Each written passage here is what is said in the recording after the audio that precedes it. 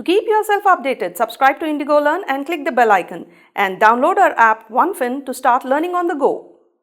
So finally, Byju's has released its financial statement for 2021 and we are already in September 22. By now, most of the companies would have held their AGMs also for financial year 22.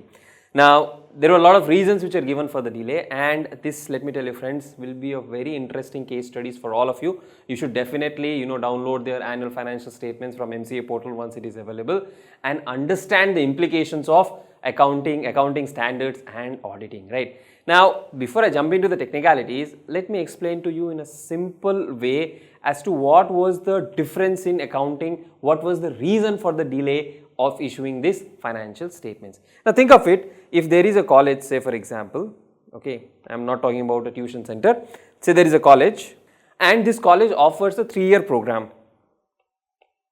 It offers a 3-year program. There are 2 students, student A, student B, okay, and the course fees for each of the year is, let us say, 1000 rupees, right? What student A does is, he wants to pay entire 3-year upfront, so he pays 3000. What student B does is, he pays on a yearly basis, so he will pay yearly fee, and in the first year he pays 1000. Now tell me one thing, you as an accountant, if you have to account for it, or if you as even a common man, if you have to say what is the revenue for this college, will you say it is 3000 plus 1000, it is 4000? If you are saying this, then it is absolutely wrong, because this is inflow of cash. This is the amount that the college has received. So what is the revenue? The revenue for the first year should be 1000 from this student and 1000 from this student. That should be 2000. Sir, what about the balance 2000? You will recognize in subsequent years, right? You will recognize in subsequent years as revenue for those years. Now, what Byju's was doing, or what Byju's as a business does is, it sells, SD cards, tablets, and it has online streaming services and all of these. And if you look at the analysis of the financial statement, roughly about 80% of the sales are booked under sale of books, SD cards, and tablets. And the SD cards may have a validity of 5-year period, but 100% revenue was being recognized in the first year itself, right? And this became a bone of contention, or this became an issue with the auditors and the company, right? So Deloitte, the auditors of Byju's, they refused to apparently sign the financial statements or give a clear report on the financial statements unless Byju's does the right way of revenue recognition. So if I am selling something for a period of 5 years, if I am giving you something which is valid for 5 years, let's say I give you a SIM card and that SIM card has a validity of 5 years, then you cannot recognize entire revenue in the first year. You need to split them into 5 different years and then you need to recognize revenue, right? Now, there are standards, both AS9 also and Ind AS 115 as well. They are very clear guidelines as to how the revenue should be recognized. Now, the problem with this is, if you recognize entire amount received as cash as revenue, saying that okay, I am selling an SD card, I have given the SD card to the customer and hence I can recognize entire revenue, it violates the matching principle. It violates the fundamental accounting principle of matching concept, because though you have given the card today, but the card has a validity of 5 years, you may be obliged or you may have a responsibility to upgrade the content over a period of time, right? Even the content that is being provided, maybe some student support, student service, multiple things would be there. So the obligation is to provide services or the classes for, let us say in this case 3-year or 5-year period. So revenue has to be proportionately recognized. Now, few things I have here to share with you. The first thing is, why were the auditor silent in the previous period? See, this is not the first time that the financial statements were being issued. What happened? What is the role of the auditor?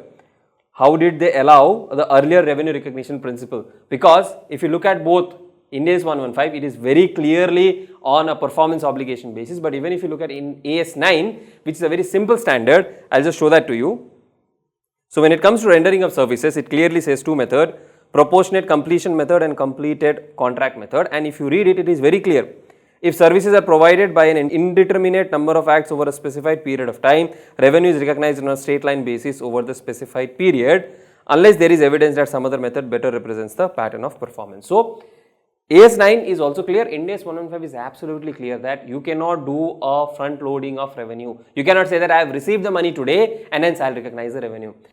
This reminds me of Indian Railways, which, collects money in advance, and, they follow a cash basis of accounting, and they account for revenue in advance. That this can be used to make a better presentation in the financial statement, right?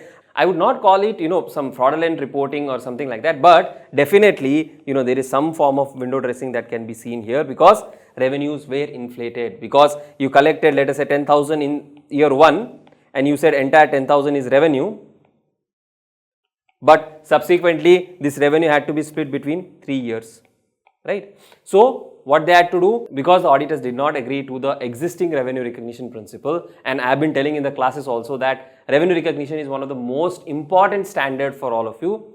Because revenue recognition principles were not followed, they had to think on the, they may be discussing for a long period of time. It is, close to about, I think, some 18 months from the end of the financial year of 2021, and they have been discussing, trying to figure out what is to be done, and ultimately and finally they have done the right thing by following the proper revenue recognition. Now the revenue recognition is being deferred. Now it's not being deferred, it is being actually done correctly, right? So if you collect 100 today, entire 100 is not your revenue, right? And I was going through a couple of interviews, transcripts by Byju's and all of that. The logics and the argument given was very weird. Now you can't say that just because we have collected entire amount in advance, the loan money was received in advance, and hence we can recognize revenue today itself. That should not be the thing.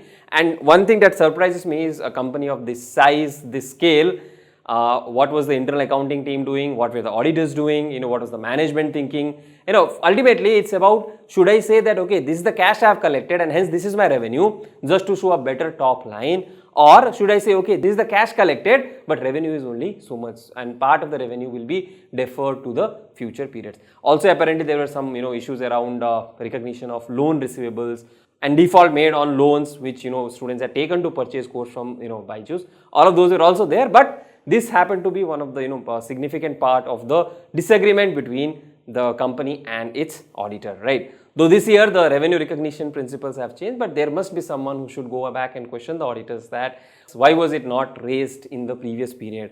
Why was revenue being recognized upfront, and why was a clean report given in the previous period? That definitely raises a question on the auditors as well. Obviously, on the company, finally they have come in line, and this revenue which is being deferred will be recognized in the future periods, right? So some things from the interview also I would like to share some of the answers, right? So this is something which is which all of you as future chartered accountants should keep in mind. So they say that there has never been a fraud. Obviously nobody is saying there is a fraud. There has never been an instance of auditors wanting to resign, but then they have learned the hard way that we have to improve the finance function, which we have started doing already. Now a company which is been in existence for so long, finance, if you try to ignore, and if you are just after that valuation thing of getting the investors in and acquiring companies, in finance get ignored, this happens. And you'd also remember the things you learn in SA 240, right?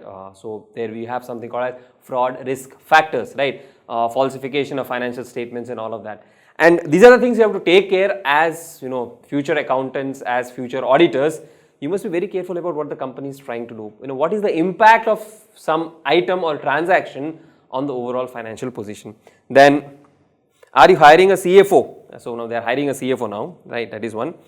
Then the reasons, I find it slightly funny. Why did it take such a long time to file FY21 results? There were three reasons. First, took longer time to travel and audit subsidiaries because of COVID. I think, the company is in online business. It provides online education.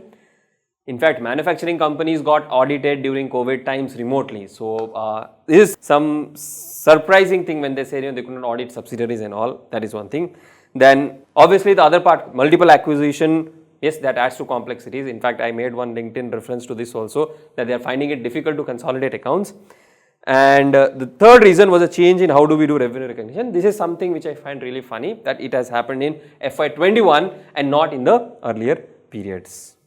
And some reasons we are being given. Revenue recognition was credit based sales, as the EMI payments will happen over a period of time. Both of them are independent. Sale is an independent transaction, collection is an independent transaction. You cannot mix both of them and say that, okay, I will do the revenue recognition based on the receipts of EMI. Okay, that's another thing. Then, so again, they have said, follow this financials when they finally release it. FY22 revenues would be around 10,000 crores. They say this is the number we have reported to the auditors. And because of EMI sales, because of this, there would be some changes or there will be some differences in revenue. We need to see how much will be the actual revenue which is reported in the financial statements. Collection, as I told you, collection of cash is one thing, gross amount is one thing, and actual revenue recognized is another thing. That is why you need to have strong hold on standards that you learn, accounting standards maybe, Ind AS maybe, standards on auditing maybe. Only then you will be able to do justice, and we are talking about a company which is, which is a unicorn in itself, right?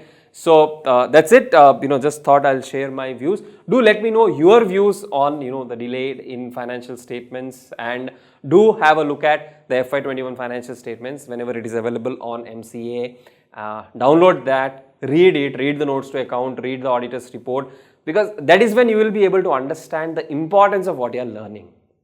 Thank you.